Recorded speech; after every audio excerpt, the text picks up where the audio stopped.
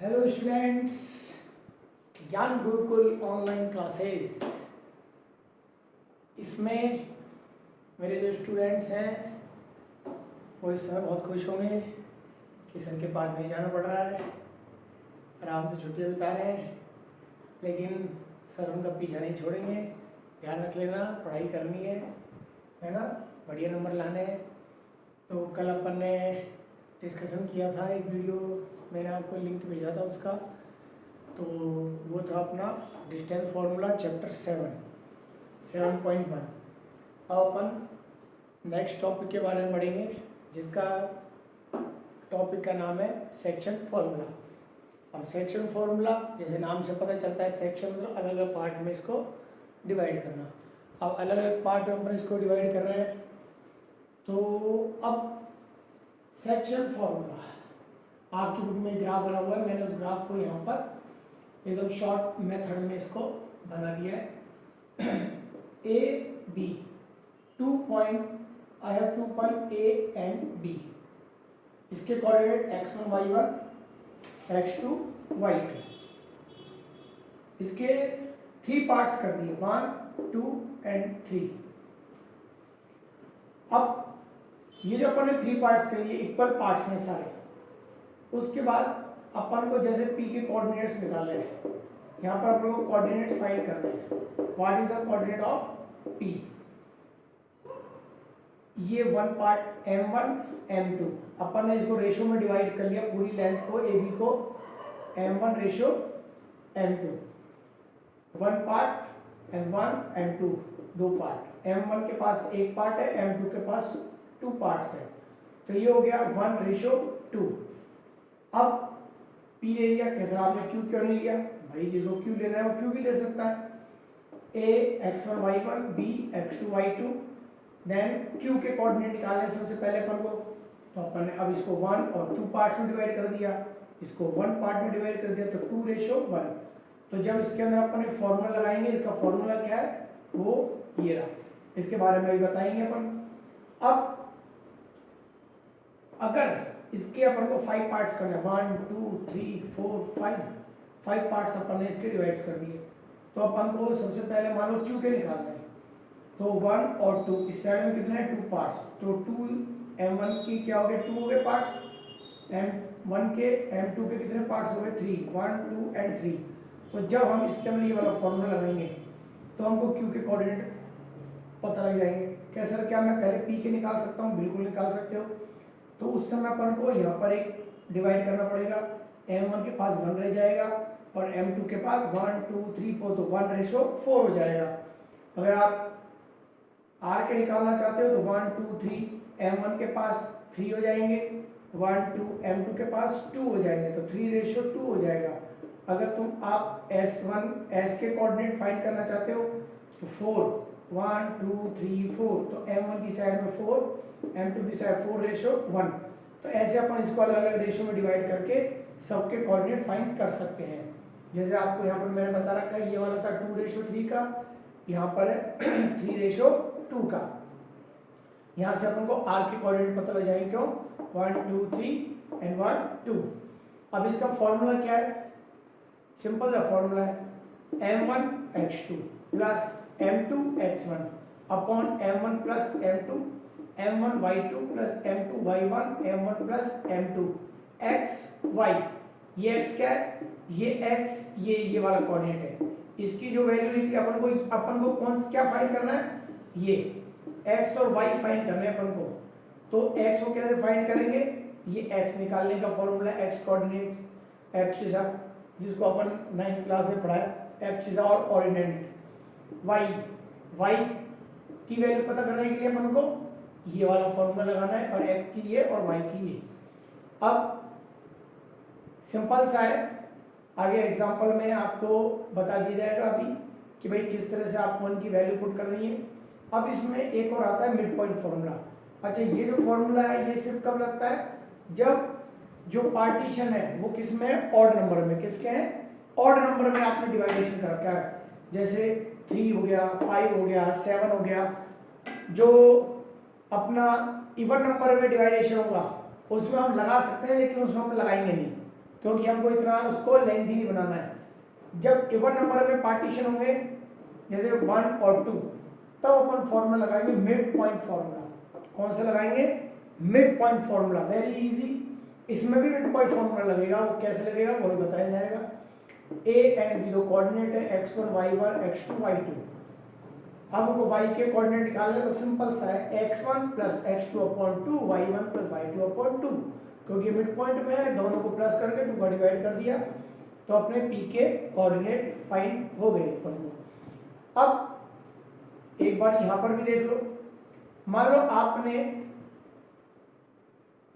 ये लेट कर लो कि आपने q के कोऑर्डिनेट निकाल लिए। चलो भाई आपने q के निकाल लिए कैसे करके, या फिर आपने इसी के अंदर निकाल लिया 3:2 करके r के कोऑर्डिनेट। चलो आपने r के कोऑर्डिनेट निकाल लिए। r और b इनके बीच में कौन है? s। ये s इनके मिड में है, तब हम क्या करेंगे?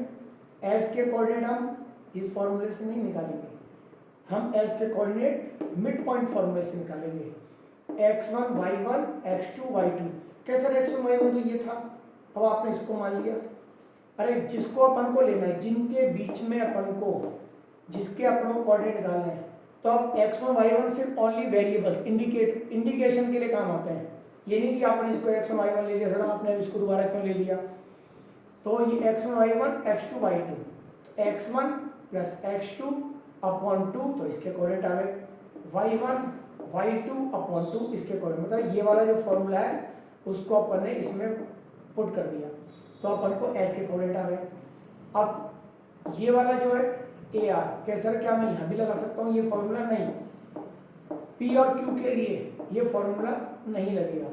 आपको इसका दोबारा सेक्शन फॉर्मूला लगा के पहले P के बीच में लाइन ड्रॉ करके 1:3 1:2 m1 m2, फिर P के कोऑर्डिनेट मिले किससे? इस वाले से 1 2 3 1 2 3, तब हम ये लगाएंगे, फिर हमारे P के कोऑर्डिनेट निकलेंगे, उसके बाद P के कोऑर्डिनेट निकल जाएंगे, तब हम P और R इनके बीच में कौन आ रहा है? Q, तब हम मिड पॉइंट फॉर्मूला लगा के दोबारा Q के कोऑर्डिनेट निकाल लेंगे। तो इस तरह से अपन ये हमारा सेक्शन फॉर्मूला काम में लेंगे और मिड पॉइंट फॉर्मूला है अपना इसके अंदर। अब अपन पढ़ेंगे इसके कुछ एग्जांपल्स हैं कि कहाँ पर इसको कैसे पुट करना है, वो अपन देखते हैं अभी। हाँ, अब अपना है एग्जाम्पल नंबर 6, आपकी बुक का एग्जाम्पल नंबर 6 है। इसमें आपको क्या क्या गिवन है? m1:m2, 3:1 दिया हुआ है। बुक का एग्जाम्पल देखना, ये दो पॉइंट है 1 और 2, A एंड B, 4 - 3 8 और 5।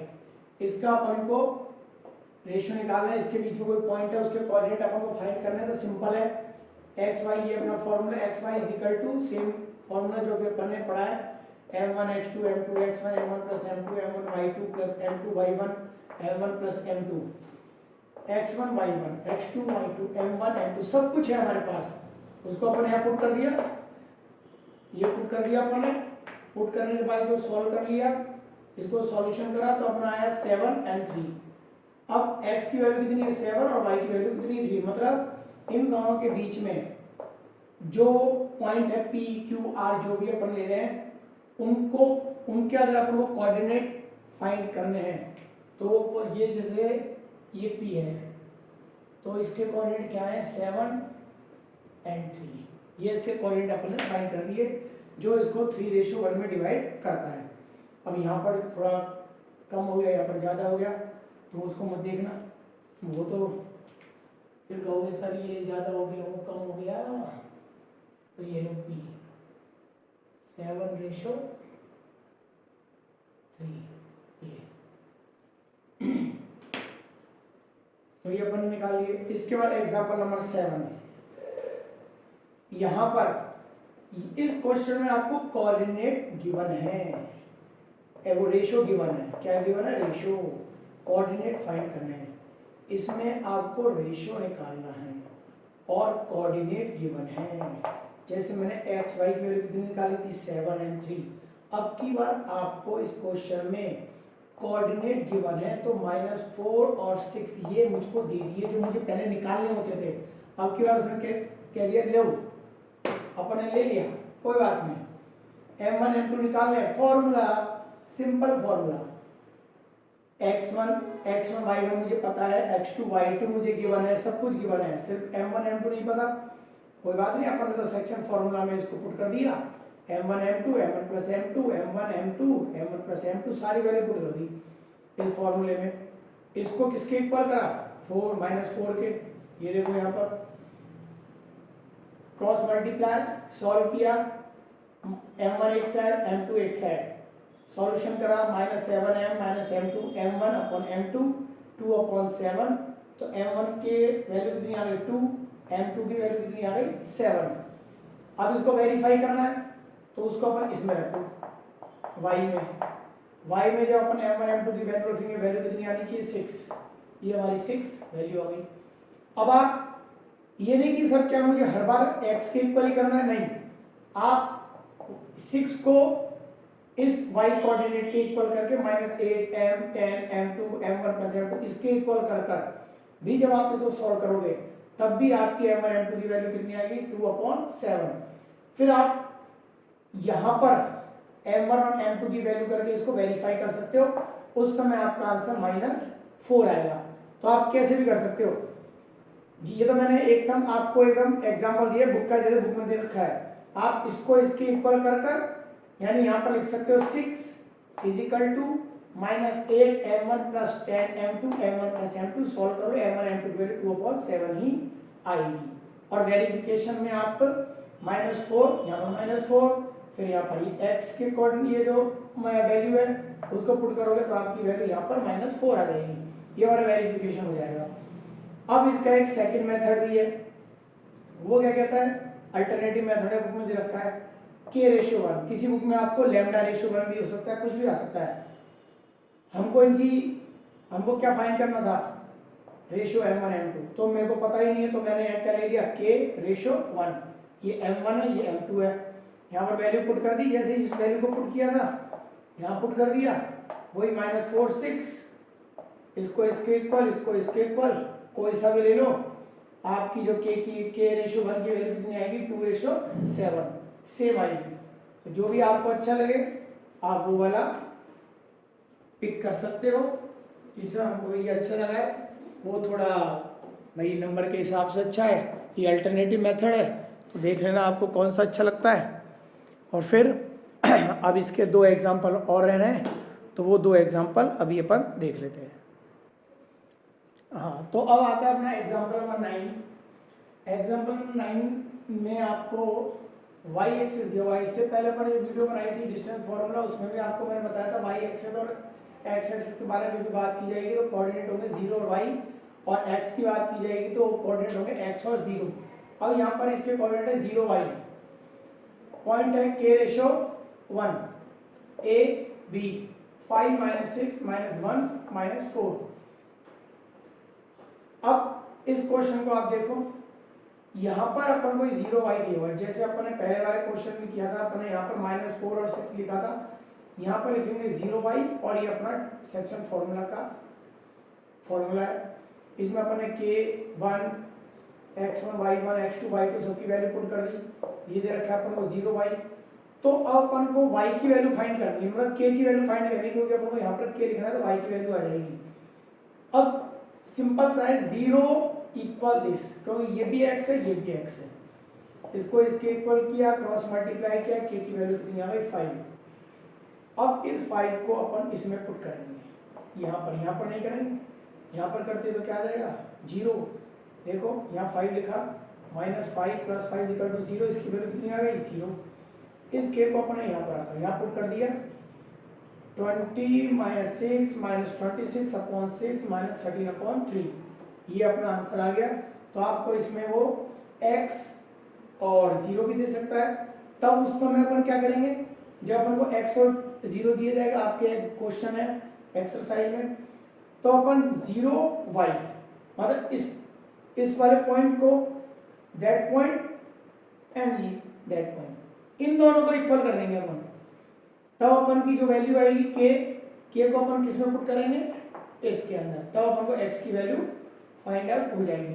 तो हमारे जो y एक्सिस में जो पॉइंट है उसके कोऑर्डिनेट क्या आ जाएंगे अब क्या अपन को आया 0 माइनस 13/3 एग्जाम्पल है, देखना। अब एक एग्जाम्पल और है इसके नीचे, उसको पढ़ना। उसमें आपको एक पैरेललोग्राम दिया हुआ है और उसने बोला है कि ये इसके कोऑर्डिनेट्स पॉइंट है वर्टेक्स पे।